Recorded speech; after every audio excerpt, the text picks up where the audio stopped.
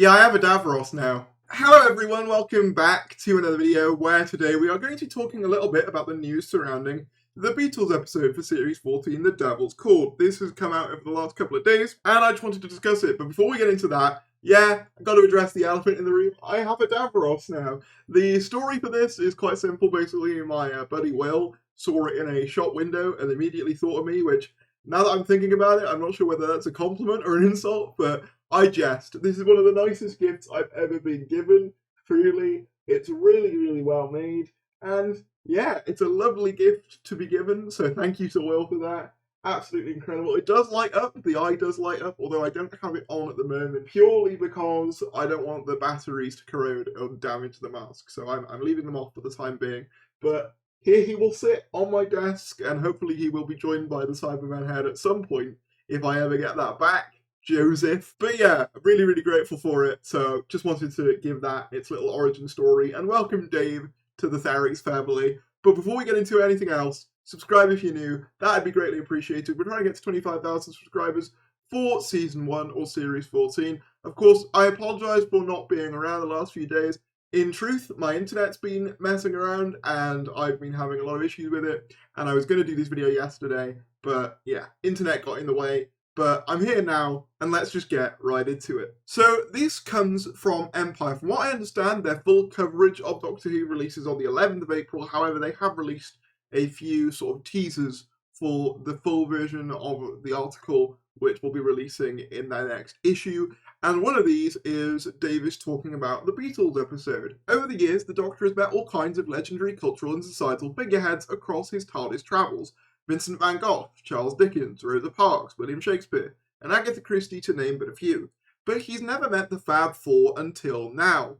The new series of Doctor Who, the first full series to feature Ncuti Gatwa's take on the iconic Time Lord, with showrunner Russell T Davies returning to the Gallifrey, will feature an episode titled The Devil's Chord, in which the Doctor and Millie Gibson's companion Ruby Sunday will rock out with the Beatles in Abbey Road.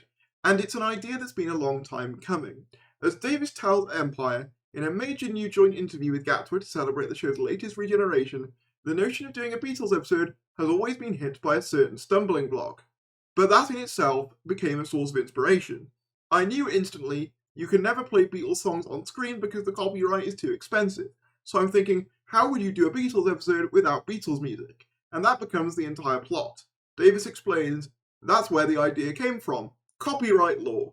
It also came from Sam Arbor, who I've kind of been mentoring for a while, and when I told him I was going back to Doctor Who, he was just 21 and said, oh my god, if I had a TARDIS, I'd go back and watch the Beatles recording their first album, says Davis, and I thought, for a 21-year-old to say that, must mean that there's something to the idea. While some of Doctor Who's greatest episodes involve the Doctor heading back to the past, Gatwa's favourite part of Davis's writing is how firmly based the showrunner is in the here and now.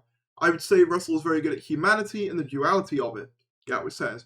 He captures the complexity and simplicity of the human condition and the light and the dark of it. He puts the normal on the page and shows how it's really special. He rooted it in the present. He's like, don't be busy looking up there to the clouds. You're going to miss all the special beauty in the flowers that are there in front of you. Still, you would go and see the Beatles recording at Abbey Road, wouldn't you? And then, yeah, basically she goes on to say, read the whole article on 11th of April. But we also have a little bit more information. This comes from Cultbox, obviously, I'm assuming, quoting Empire as well. They're talking about JINX Monsoon's appearance in the episode, and they say that, and as for JINX, she actually stepped off the stage after a Broadway run at Chicago to get straight on a plane to be the character of Maestro in Doctor Who.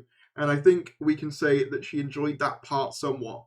Russell told Empire magazine with a cackle, it's a performance and a half.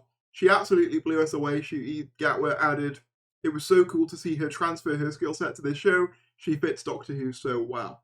Maestro means teacher, but could also be translated as master. Davis didn't reveal whether Monsoon is playing yet another incarnation of the Doctor's arch-nemesis, the Master, in this episode, set in 1963 during the Beatles. And then, yeah, they go on to post the quote that we've already discussed. And that's all the new info. So I want to break this down. First of all, I've seen a lot of people kind of express disappointment that Beatles music isn't going to be appearing in the episode. However, I was kind of expecting this. If you know anything about copyright, you know that copyright for songs is ridiculously expensive, particularly for bands such as the Beatles, who are, one of the most iconic bands of all time. Their music's going to cost a lot, and while Doctor Who does have more money now, it doesn't have, like, the moon and the stars. There are limits there.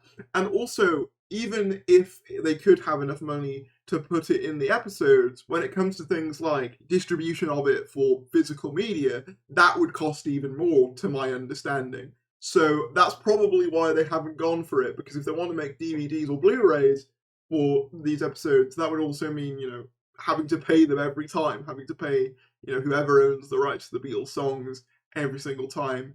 And yeah, I can imagine that not being an overly appealing prospect for, a company that is trying, at the end of the day, to make a profit. But I actually quite like the idea of the whole idea being that the Beatles music doesn't really exist, and it's kind of been written out of time, possibly by the character that Jinx Monsoon is playing, the maestro, and it reminds me very much of a few things.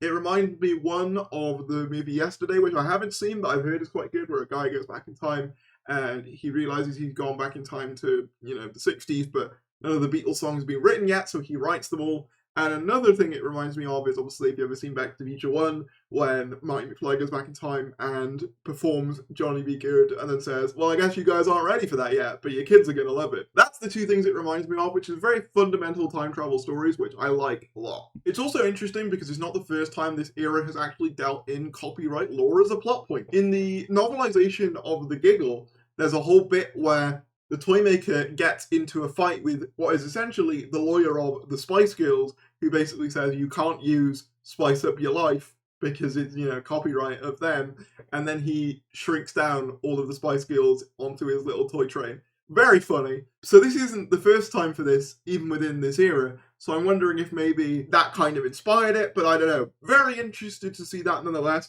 On the topic of Jinx Monsoon's character's name, the fact that she's called the Maestro, I know people are going to read into that and say the Master. Personally, I wouldn't read that. If you want to, you can.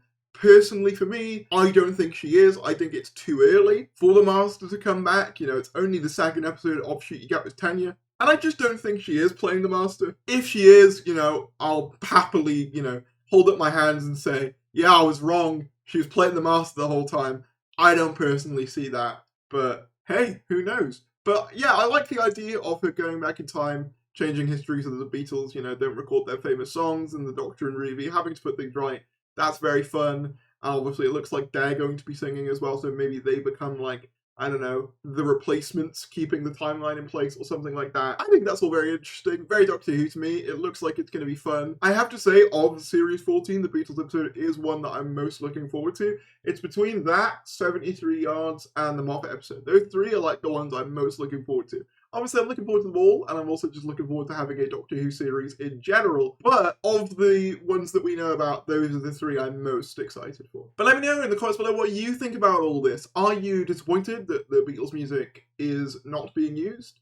Are you suspecting that Jinx Monsoon is the Master? Whatever your thoughts are, drop them down in the comments below. Let's talk about it. Be sure to like the video if you enjoyed, subscribe if you're new, and I will see you later.